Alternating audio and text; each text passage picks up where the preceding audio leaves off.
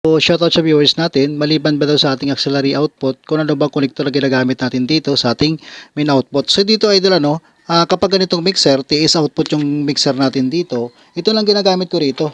Kasi itong ating connector na to, na mono TS sa dual male RCA, ito, magagamit natin ito sa ating auxiliary at saka dito sa ating phone output. Pwede naman ito sa main output, pero dapat dalawa ang mayroon tayo nito. So bukod dyan idol, ito lang ginagamit ko rito. Itong una na to, kapag integrated ang ginagamit ko, main output lang ito sa ating mixer dito dahil naka-TS siya, papunta sa ating integrated amplifier. Ito naman, itong connector natin na to, itong dual mono TS sa dual XLR male, ginagamit ko rin ito sa ating mixer to equalizer, mixer to crossover dahil XLR male ang kanyang input dito. Ito naman, itong ating connector na to, na mono TS din siya, no? Puro TS ng ating connector dito. Magagamit ko rin ito sa ating mixer to equalizer dahil yung ating equalizer mayroong TS input. Ganito lang din siya, ito yung mga connector na gagamit ko rito sa ganitong mixer.